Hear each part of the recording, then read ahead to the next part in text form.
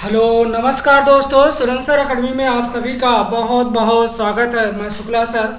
और चलिए स्टार्ट करते हैं आज जो बनी हुई महत्वपूर्ण खबरें हैं। ठीक है, आप सभी लोग जुड़ जाइए और देखते हैं आज का पहला क्वेश्चन क्या बना हुआ है। किस राज्य में मुद्रा ऋण योजना के तहत महिला लाभार्थियों की संख्या सबसे ज़्यादा है? ऑप्शन नंबर ए है Madhya Pradesh, option number B है तमिलनाडु, ऑप्शन नंबर सी है Uttar Pradesh, option number D है आपका पंजाब। तो इसका आंसर क्या हो जाएगा? तमिलनाडु। इसका आंसर क्या हो जाएगा? तमिलनाडु। यानी अभी जो वित्त मंत्रालय है और उसने अभी राज्यसभा जो होती है उसमें अभी हालिया में क्या डाटा उपस्थित किया और उसमें बताया गया कि प्रधानमंत्री जो मुद्रा योजना है उसमें केरल एक ऐसा शुरू होने के बाद महिलाओं की संख्या 4,78,000 करोड़ रुपए है, जिसमें कितना ऋण दिया गया है?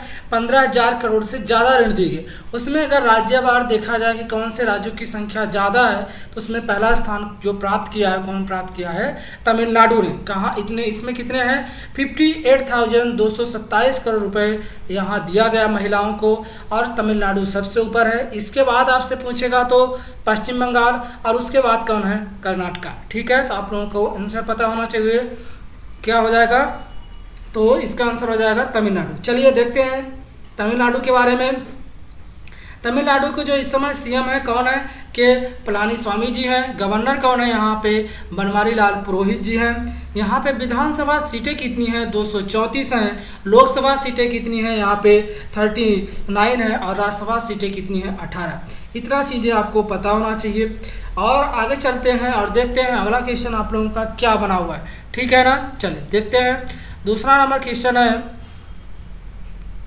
दूसरा नंबर, लोक प्रशासन में उत्कृष्टता के लिए प्रधानमंत्री पुरस्कार कब प्रस्तुत किया जाएगा?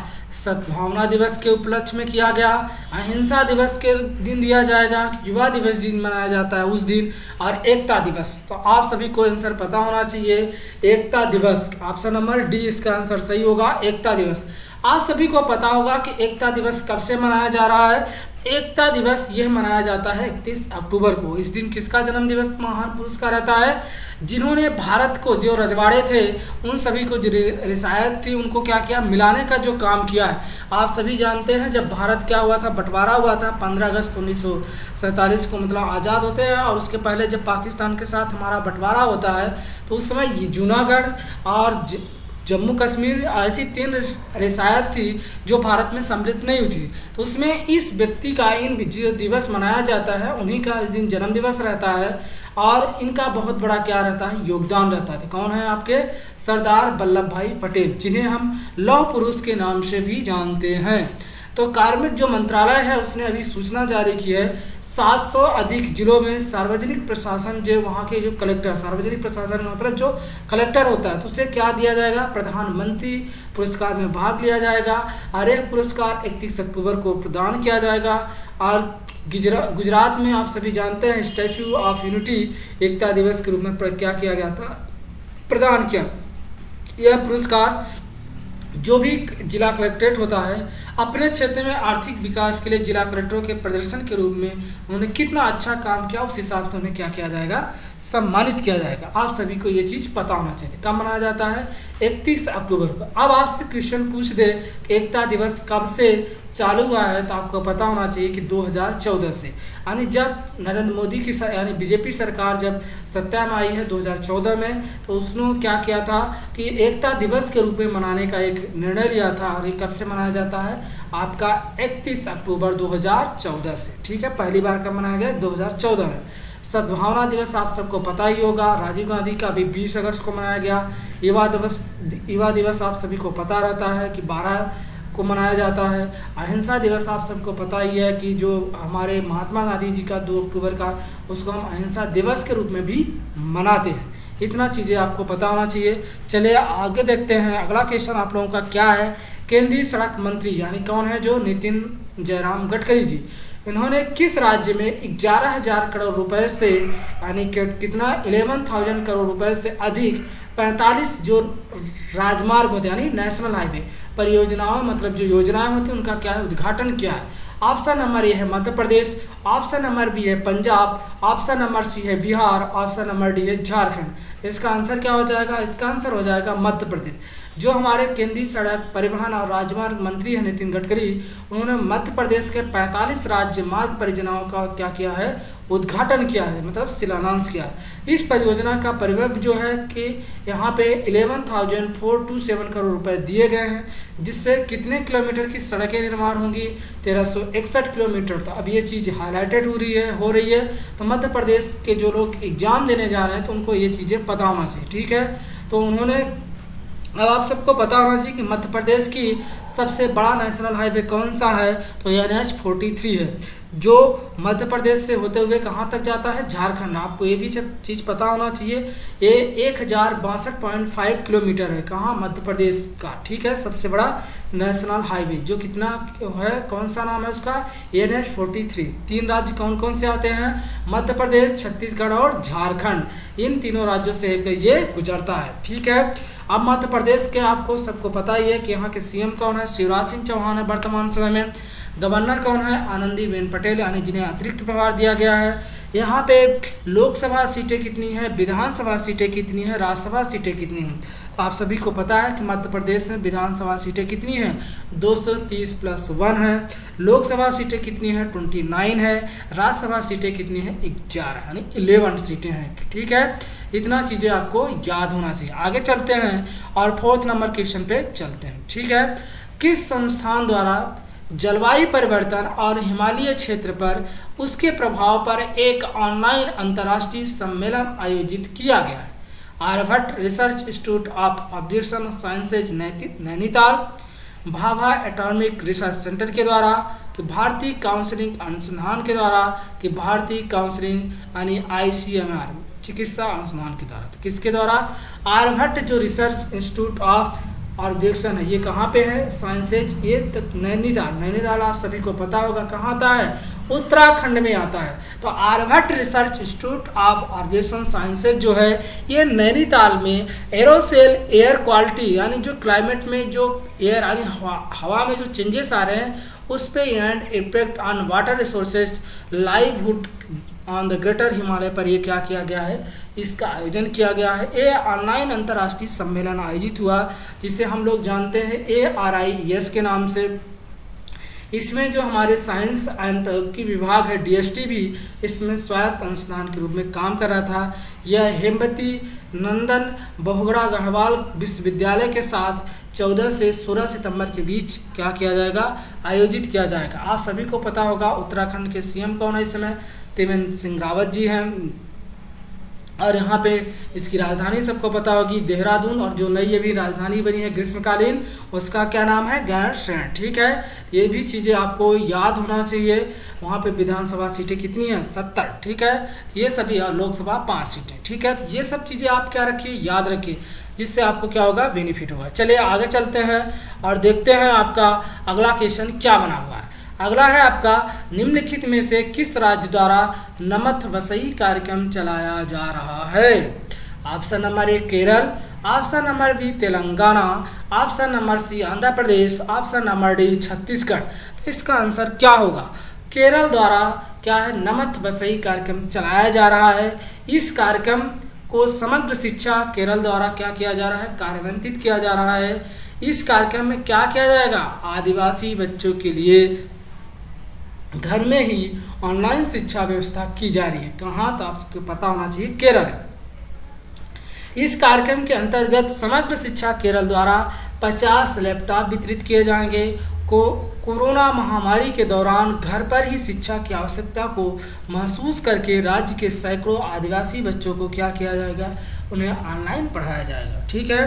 अब आपको केरल के बारे में पता होना चाहिए। केरल को आप सभी को पता है कि CM कौन है यहाँ पे? पिनाराई विजयन साहब जी हैं। यहाँ के गवर्नर कौन है? मोहम्मद आरिफ खान जी हैं। विधानसभा सीटें कितनी हैं? केरल में 140 हैं। लोकसभा सीटें कितनी हैं? 20 हैं। और राज्यसभा सीटें कितनी हैं? 9 है, यानी 9 सीट आपकी यहाँ कहाँ है? केरला के बारे में, ठीक है। केरल जिसको हम बोलते हैं, ये भारत का सबसे, तमिलनाडु और केरल वहीं पे आपका पेरियार, यहाँ पे नेशनल पार्क भी आता है। ये भी चीज़ आपको पता होना चाहिए।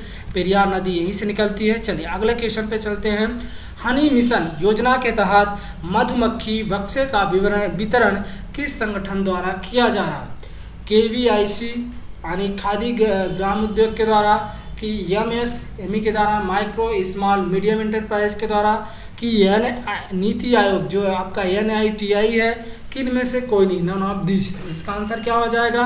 KVIC यानी जो खादी ग्राम उद्योग मंत्रालय बना था, आप सभी लोग जानते हैं ये किस मंत्रालय के अंदर आता है? ये MSME के मंत्रालय के अंदर आता है, माइक्रो स्मॉल मीडियम एंटरप्राइज मंत्रालय के अंदर आता है, जो KVIC स्थापित किया गया था खादी ग्राम उद्योग 1956 अधिनियम 1956 अधिनियम के तहत इसे क्या किया गया था? स्थापित किया गया था। इसका हेडक्वार्टर कहाँ है? तो इसका हेडक्वार्टर आपका मुंबई में दिखेगा। कहाँ दिखेगा? मुंबई, जो महाराष्ट्र में आता है। ठीक है, इतना चीज़ें आपको पता होना चाहिए कि किस अधिनियम के तहत बना था, इसकी स्थापना कब हुई थी? तो 1956 में बनी हुआ था। ठीक है, इतना चीज़ें आपको किसके बारे में पता होना चाहिए? KVIC के बारे में, यानी खादी ग्राम उद्योग। ठीक है, आगे चलते हैं। अगला स्लाइड में देखिए, भारत सरकार और AIIB ने मुंबई में जो शहरी परिवहन मतलब जो परिवहन परियोजनाओं के लिए समझौता क्या किया, किससे हस्ताक्षर किया है? AIB के साथ। तो भारत सरकार और महाराष्ट्र सरकार मुंबई रेलवे विकास निगम और एशियन इंफ्रास्ट्रक्चर इन्वेस्टमेंट बैंक, जिसे हम AIIB बोलते हैं, के बीच 500 मिलियन अमेरिकी डॉलर का अभी क्या हुआ है? मुंबई शहर में जो परिवहन है उस परियोजना 3, कौन सा? फेज 3 के तहत ऋण पे क्या किया गया है? समझौते किए। 2011 जनगणना जो हुई थी उसके अनुसार मुंबई महानगर जो क्षेत्र की पॉपुलेशन है मतलब आबादी मानी गई थी, तो 22.8 मिलियन आबादी मानी गई थी। भारत में से सबसे ज़्यादा आबादी वाला महानगरीय क्षेत्र है, जिसकी क्या है 2031 में 29.3 मिलियन और 2041 तक 32.1 मिलियन होने की क्या थी? उम्मीद थी। इसलिए इस शहर को क्या किया जा रहा है? डेवलपमेंट किया जा रहा है, मतलब उस हिसाब से बनाया जा रहा है कि जिससे क्या है पॉपुलेशन को कंट्रोल कर पाए। नहीं तो पता चला कि शहर में पॉपुलेशन ज़्यादा बढ़ गई और वो खतरनाक हो जाता है। ठीक है, ये चीज़ें भी आपको पता होना चाहिए। AIIB के इस समय अध्यक्ष कौन है? जिन लिंकुन साहब हैं। AIIB का मुख्यालय कहाँ है? बीजिंग चाइना में है, चीन में बना हुआ ये बैंक है। AIIB की स्थापना कब हुई थी? तो 16 जनवरी 2016 को। AIIB यानी एशियन इंफ्रास्ट्रक्चर इन्वेस्टमेंट बैंक, यानी ये एशियन डेवलपमेंट के लिए ही, मतलब एशिया में जो भी कितने देश आते हैं 48 देश आते हैं, उन देशों के विकास के लिए क्या करता है? ये लोन प्रोवाइड कराता है। कौन सा? AIIB bank. ठीक है, आगे चलते हैं और अगला देखते हैं आपका क्या है। तो अगला चलिए देख लेते हैं। अगला आपका क्या है? वर्ल्ड हेल्थ ऑर्गेनाइजेशन यानी विश्व स्वास्थ्य संगठन ने अफ्रीका के जंगलों में पोलियो मुक्त होने का क्या किया है? ऐलान किया है। ये बेहद इंपॉर्टेंट है, आपसे क्वेश्चन बनेगा कि विश्व स्वास्थ्य संगठन ने अभी किसको क्या किया है? पोलियो मुक्त होने की घोषणा की है। तो अफ्रीका की जो जंगली पोलियो है उससे मुक्त होने का दर्जा मिला है। किसके द्वारा? WHO के द्वारा, जो एक स्वतंत्र स्थापित, आप सभी को पता है कि जो स्वतंत्र स्थापित संस्था अफ्रीका रीजनल सर्टिफिकेट आयोग है, यानी ARRCE, अफ्रीकी महाद्वीप के जंगली पोलियो वायरस को मुक्त होने का क्या किया? ऐलान किया। अंतर्राष्ट्रीय स्वास्थ्य निकाय जो है राष्ट्रीय और स्थानीय सरकारियों के साथ मिलकर सामुदायिक स्वयंसेवकों के साथ ये काम करता है। सार्वजनिक स्वास्थ्य से संबंधित ऐतिहासिक उपलब्धि अभी ये हासिल किए।